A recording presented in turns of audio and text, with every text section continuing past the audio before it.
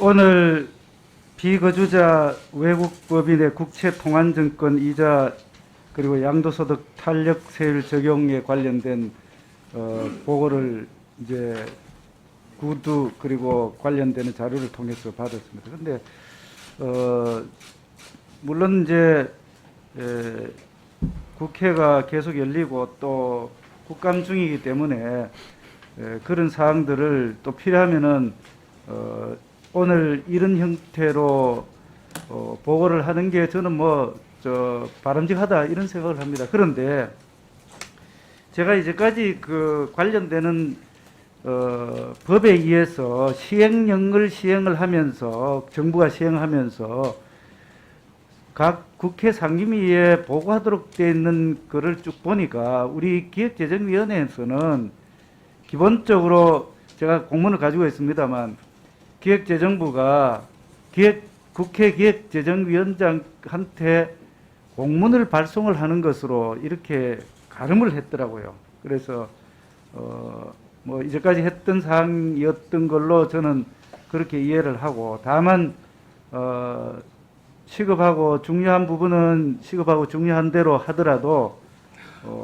시간이 조금 여유가 있다면은 사전에 조금 더 상세하게 보고하는 그런 게 필요하다는 생각입니다. 그리고 어쨌든 제가 공문을 지금 가지고 있으니까 그렇게 이해를 해주시고, 또 한 가지는 지금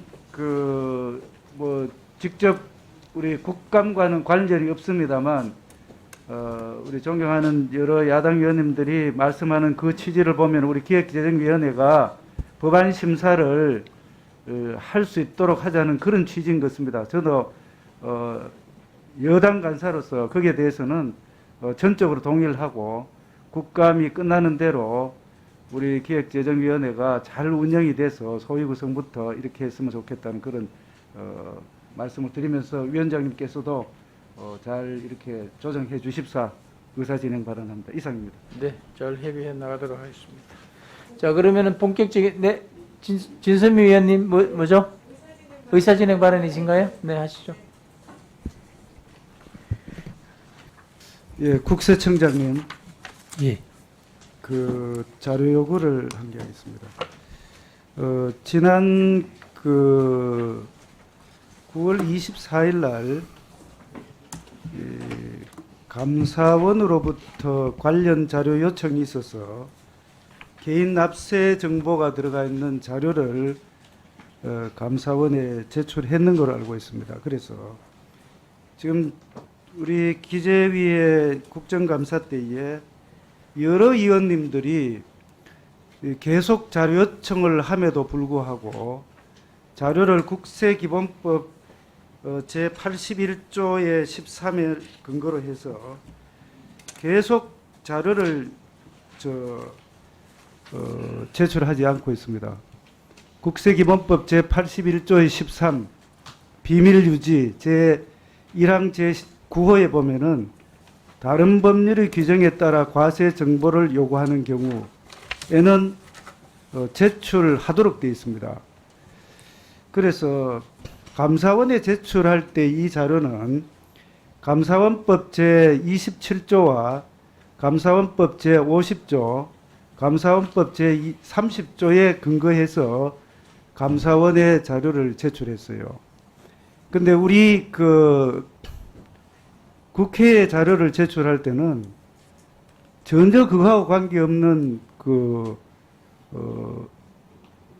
지금 국세기본법 제81조의 13을 들어서 계속 제출 안 하고 있는데 국회에서의 증언 감정 등에 관한 법률에 따르면은 제4조에 공무상 비밀에 관한 증언 서류 등의 제출해서 거기에는 이 법에 의해서 자료 요구를 받은 때는 거부할 수 없다 이렇게 돼 있어요. 다만 군사라든지 외교 대북관계 국가기밀의 사항으로서 이렇게 쭉 단서가 되어 있습니다. 그래서 지금 국세청에서는 감사원에서 이런 자료 요청이 있을 때에 이 법에 따라서 제출을 할 수 있을까 없을까에 관련된 사항을 법제처의 유권 해석을 의뢰했습니다.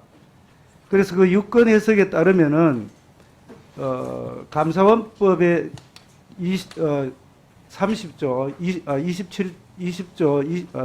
27조, 50조의 규정에 따라서 제출을 해야 된다라고 유권 해석 자료가 있어요. 그런데 국세청은 이렇게 국회에서 국정감사라든지 또는 상임위원회에서 요구를 했음에도 불구하고 이제까지 제출 안 했는데 먼저 요구를 이렇게 합니다. 법제처의 유권 해석을 첫째 우려드립니다. 두 번째, 그 결과를 우리 위원회에 제출했습니다.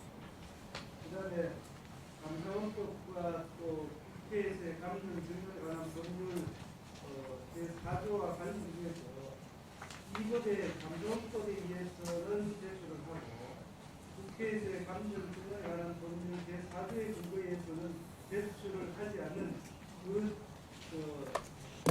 비교를 해서 그 자료를 제출했습니다.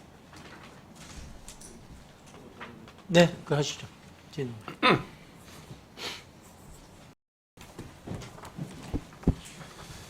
예, 국세청장님, 예, 종부세 관련된 자료를 어제 오후 6시 넘어서 행정안전부에 전부 다 송부했습니까? 예, 그렇습니다. 예. 그러면은 금년도 종부세 관련돼서는 더 이상 논의가 되더라도 혼란과 또 납세자의 납세 협력 비용만 증가되는 그런 결과가 될 수밖에 없는 상황이겠네요.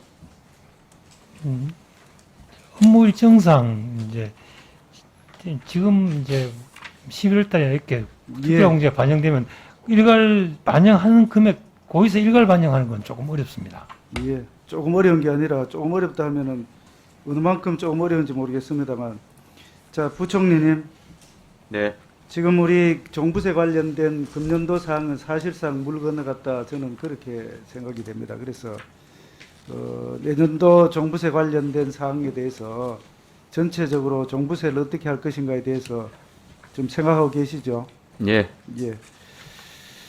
자, 그 다음에는 공급망 기본법 관련돼서 경제안보를 위한 공급망 안정화 지원 기본법안, 제가 대표 발의했습니다만 정부에서도 많은 관심을 가지고 있고 한데, 이 부분에 대해서 보니까 각 국가가 지금 현재 자국 우선주의, 보호무역주의, 자원보호주의 이렇게 흘러가는 거 맞죠? 예, 그래서 다른 나라도 지금 뭐 상당히 많이 좀 표를 한번 보시죠.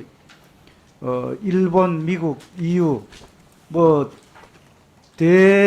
그리고 선진 그런 큰 무역 기준으로 봤을 때 큰 나라들이 결국은 자국 보호 무역주의 이런 형태로 갑니다. 그래서 우리도 해야 된다는 그런 긴박한 사항 또 필요한 그런 내용을 반영을 했습니다. 근데 여기 자료를 이제 쭉 보면은 결국은 우리나라도 이런 형태로 가야 되면서 이제 비축물자를 많이 이제 비축을 많이 해야 됩니다. 그렇죠? 예. 그다음 품목도 아주 다양해야 될 거고.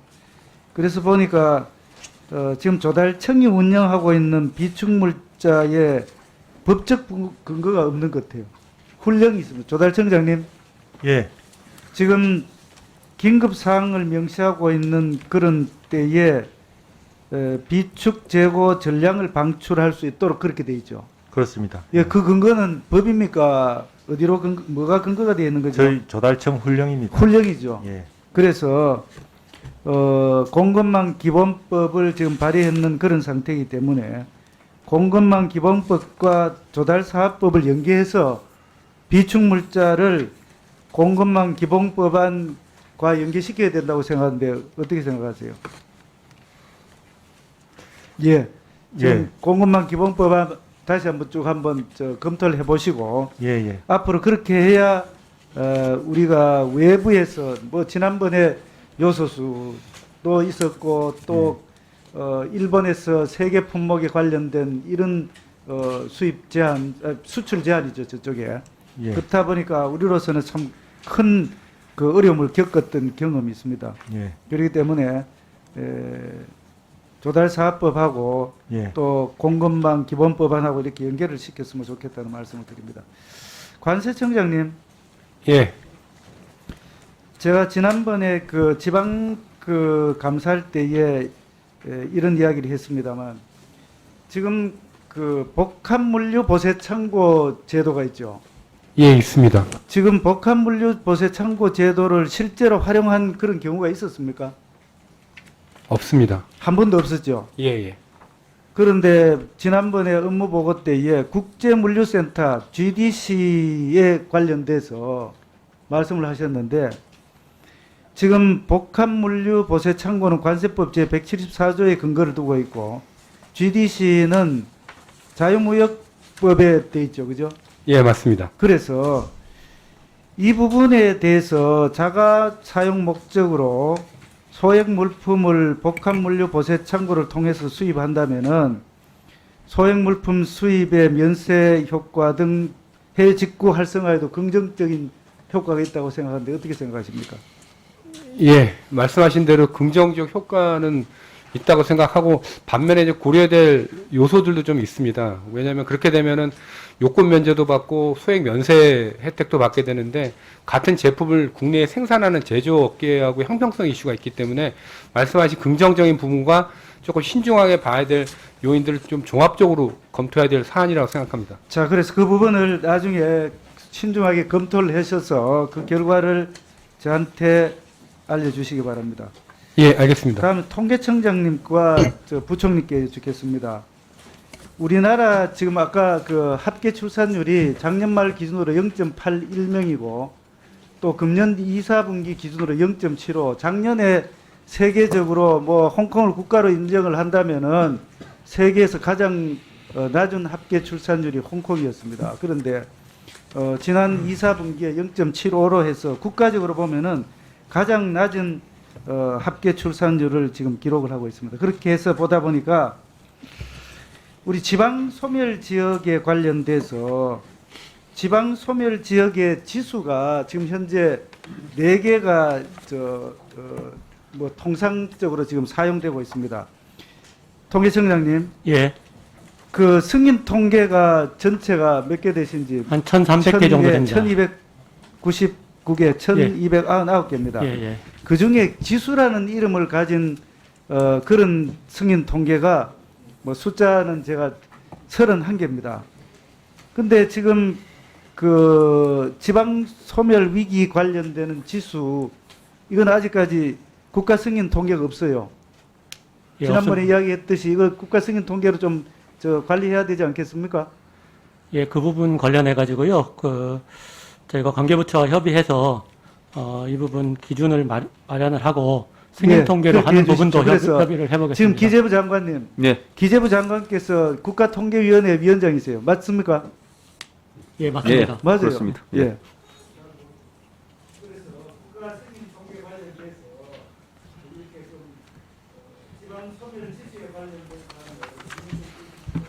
예, 의원님 문제 제기에 전적으로 공감을 합니다. 그렇게 해보겠습니다. 네, 수고하셨습니다. 다음은 존경하는 신동건 간사님 질의해 주십시오. 예, 참고인 예 나오셨습니까? 예, 이전우 교수님 맞으시죠? 네, 그렇습니다. 예, 마스크는 편하실 대로 벗고 말씀을 하셨답니다. 네, 알겠습니다.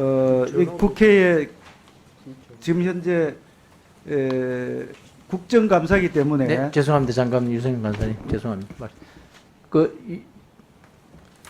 유선호 교수, 이선호 교수님이라고 네, 말씀하신 것 같아요. 이전호 교수님이시죠? 그렇습니다. 예, 네. 제가 바로 접도록 하겠습니다. 이전호입니다. 성균관대학교 법학전문대학원 이전호 교수께서 참고인을 출석하셨습니다. 네, 질의하시죠. 예, 계속하겠습니다. 그래서 교수의 직분이지만 국정감사 중이기 때문에 호칭은 참고인으로 하겠습니다. 네, 알겠습니다. 예, 참고인께서는 조세 분야 권위자로서 특히 그 법인세 관련돼서 오늘 여쭤보도록 하겠습니다. 네. 법인세가 그 법인세는 최종적으로 누구한테 그 부담이 귀착이 된다고 생각을 하십니까? 예, 법인세는 이제 형식적인 납세 의무자는 주주회사와 같은 법인이지만은 사실은 법인이라는 건 뭐 살아있는 생명체가 아니고 법적인 존재니까 그 경제적인 궁극적 귀착은 결국은 자연인한테 갑니다. 즉 예, 그렇죠. 주주라든지 소비자라든지 뭐 등등의 자연인한테 골고루 전가되게 돼 있습니다. 예. 그러면은 법인세를 감세를 한다. 예. 법인세 최고세율을 낮춘다. 그럴 때에 부자 감세다. 라고 표현을 하면은 맞습니까? 틀렸습니까? 그거는 이론적으로는 별 타당한 주장은 아니라고 생각합니다. 분명히 틀린 말이죠. 좀 전에 예. 교수님, 참고인 말씀대로 법인세는 최종적으로 자연인한테 귀착이 되기 때문에 부담이 이 법인세 최고세율을 인하를 하는 것은 부자 감세가 아니다. 예. 그러면은 지금 보니까 법인세는 종래 이제까지 보면은 다른 나라에서는 법인세 최고세율을 계속 낮추고 있습니다. 예. 그래서 지금 OECD 국가 중에서 24개 국가가 단일 세율 또 2개 정도 구간으로 이렇게 되는 나라가 많습니다. 왜 그렇게 한다고 생각하세요? 그러니까 지금 OECD가 38개국인데요. 그 중에서 우리 같이 이제 4단계 복잡한 과표 구간을 유지하는 나라가 우리하고 코스타리카 2개국이고 나머지가 이제 의원님 이야기하신 대로 단일 세율 국가가 24개국 제일 많고요. 그다음에 이제 2단계가 11개국인데 그나들이 그렇게 하는 이유는 이 법인세라는 건 기본적으로 형평이나 소득 재분배를 기하는 조세가 아니고 그런 세목은 뭐 소득세나 따로 있으니까 전체적으로 경제적 효율성이라든지 경제 성장을 추구하는 세목이니까 그렇게 단순화시키는 게 그런 쪽에 유리하다고 생각해서 단순화를 시키고 있습니다. 그렇죠. 그런데 그럼에도 불구하고 우리나라는 지난 2018년도, 2019년부터 적용이 됐습니다만 법인세율을 오히려 올렸어요. 이거는 결국은 세계적인 추세와 역행하는 거다. 이렇게 평가할 수 있겠습니까? 네, 세계적인 추세하고는 좀 떨어져 있습니다. 예, 가령 2011년 대비해서 지금까지 쭉 살펴보면 그중에 이제 법인세를 낮춘 국가는 20개국이고 올린 국가는 우리나라 포함해서 6개국 정도입니다. 예. 그러면 결국은 우리나라 세율 지금 구조가 법인세의 경우에 4단계로 되어 있어서 굉장히 복잡하고 또 더군다나 법인세율을 올리는 것은 전체적인 차원에서 바람직하지 않다. 이렇게 평가할 수 있겠습니까? 경제적으로는 그렇게 볼 수 예. 있습니다. 그러면 이제 법인세를 낮췄을 때에 법인세 최고세율을 낮추었을 때에 이게 투자와 연결이 되느냐 안 되느냐 이게 학술적으로 또 경험적 그 연구 결과가 엇갈리고 있습니다. 예. 이 법인세를 낮췄을 때 다른 조건이 모든 게 다 똑같다고 했을 때 법인세 최고세율을 낮추면은 투자가 늘어나겠습니까? 어떻게 되겠습니까?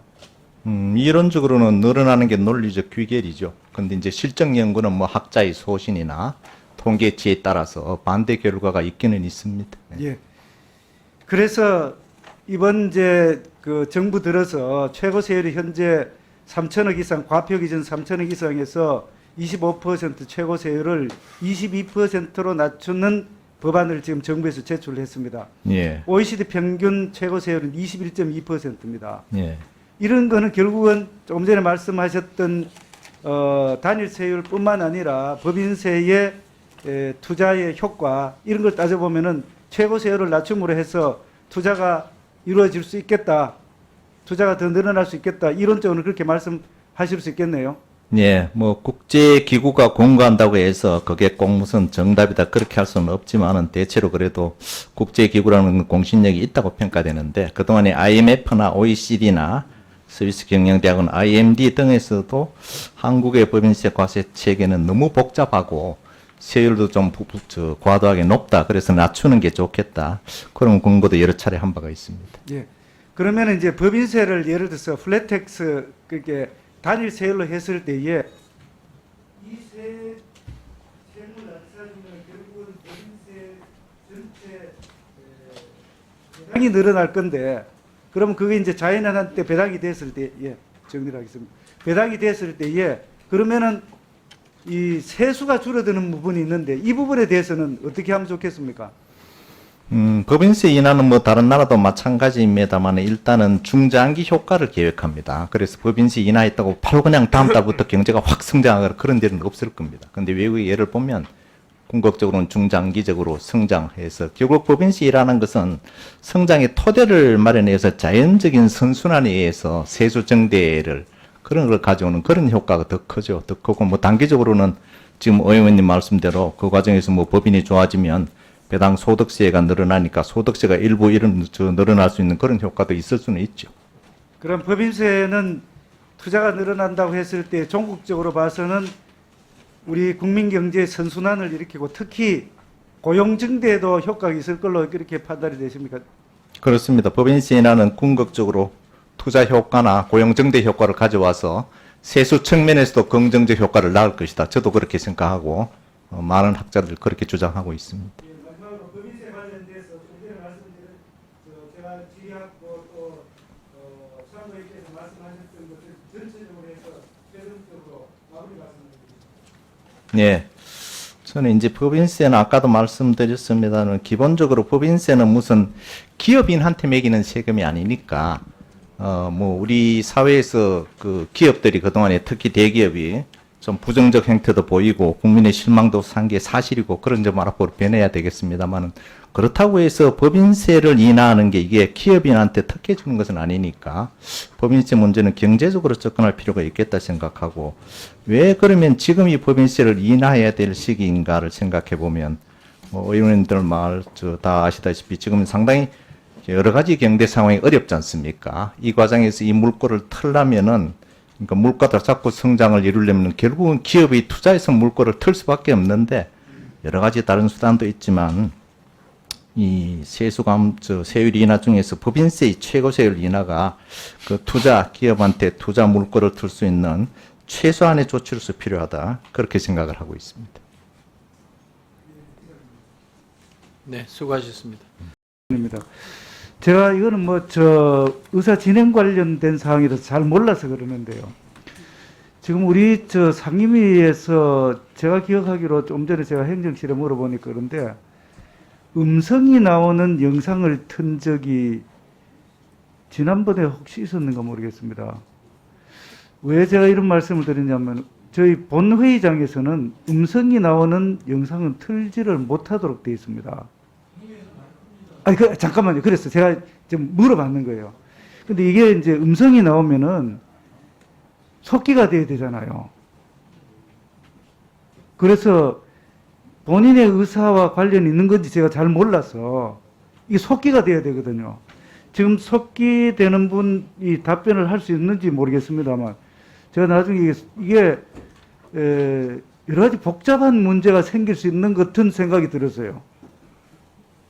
이제 화료자면 그렇게 제가 이거는 의사 진행 발언이니까 잠깐 기다려 보십시오. 그래서 이 부분에 대해서 행정실에서 이게 첫 번째 그 우리 본회의장하고 상임위하고 하고 또 이게 속기가 되는지 안 되는지 하고 또 속기가 된다면은 그게 음성으로 나오는 분의 의사로서 속기를 하는 건지 하고 그 세 가지를 행정실에서 확인을 해서 우리 위원회에서 뭐 정하면 되는지는 모르겠습니다. 그래서 그거 한번 위원장 확인 한번 해주면 좋겠습니다. 이상입니다.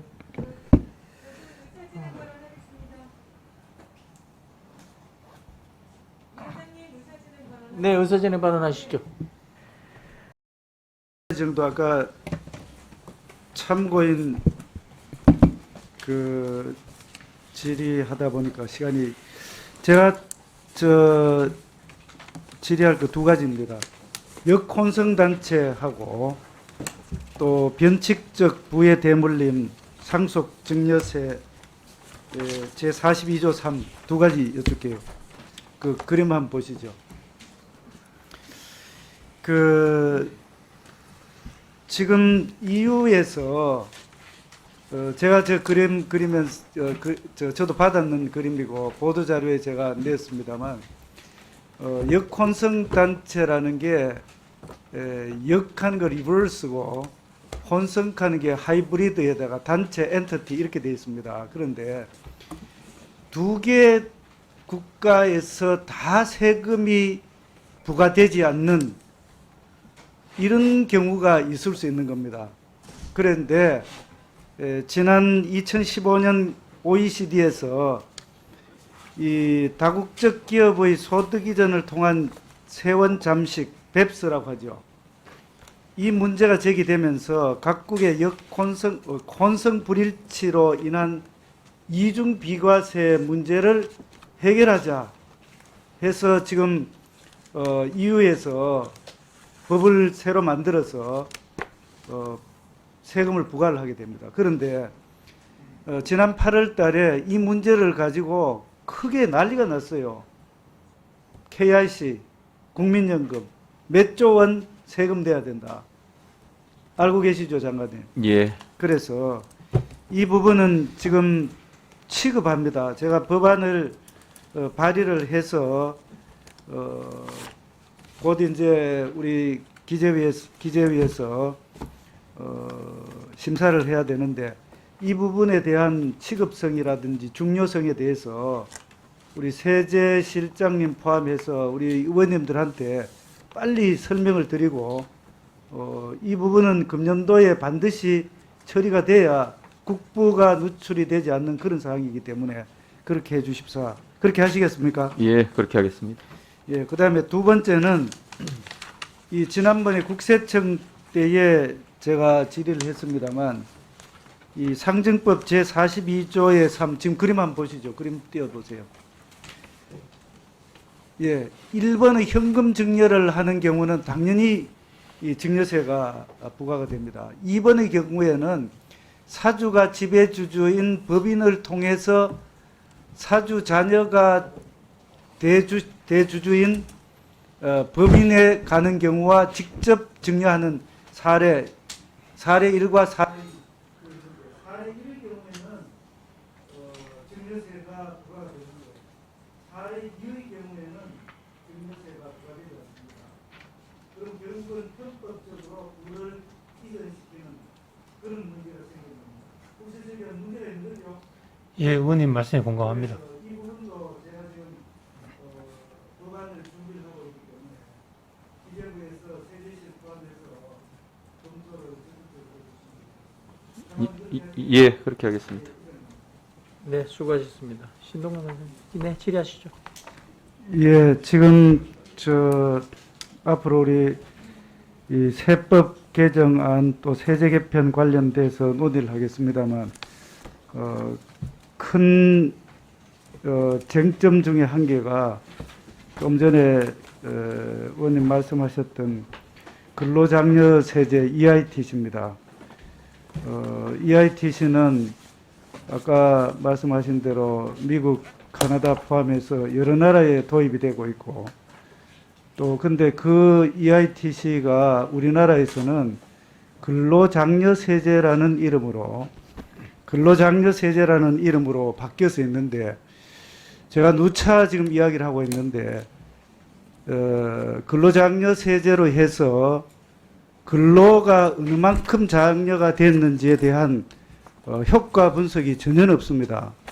그래서 복지 지출도 돼야 되지만 이것은 숨겨진 보조금이기 때문에 히든 서브시디 형태로 계속 운영이 되고 있는데 이게 과연 바람직할까 하는 부분을 이제는 근본적으로 검토를 해야 될 그런 시기가 왔는 것입니다. 왜냐하면 도입할 때에 5천억 규모이던 것이 이제 4조 5천억 5조 정도 되는 10배 정도 되는 규모로 급격하게 늘어났습니다. 미국이나 다른 어떤 나라도 이렇게 급격하게 늘은 적도 없을 뿐더러 또 근로장려가 됐는지 안 됐는지를 평가를 하기 전에 평가를 하지 않으면서 급격한 그런 때는 문제가 있다는 그런 인식을 가지고 있습니다. 그래서 이게 어떻게 보면은 부의소득세고 또 크게 보면은 기본소득의 일종입니다. 그래서 좀 전에 제가 말씀드렸던 그 관련되는 사항들을 자료를 전체 제출을 해 주시기 바랍니다. 특히 이 다른 나라에서 도입하고 있는 처음에 도입했을 때부터 시작해서 어느 정도로 규모가 늘고 또 어떤 그 공제 그게 금액에 또 어떤 금액 저 재산 기준이라든지 소득 기준이라든지 또 지급하는 금액 관련돼서 일체의 자료를 제출을 해 주시기 바랍니다. 이상입니다. 네, 수고하셨습니다. 예, 질의를 이제 종결하도록 하겠습니다.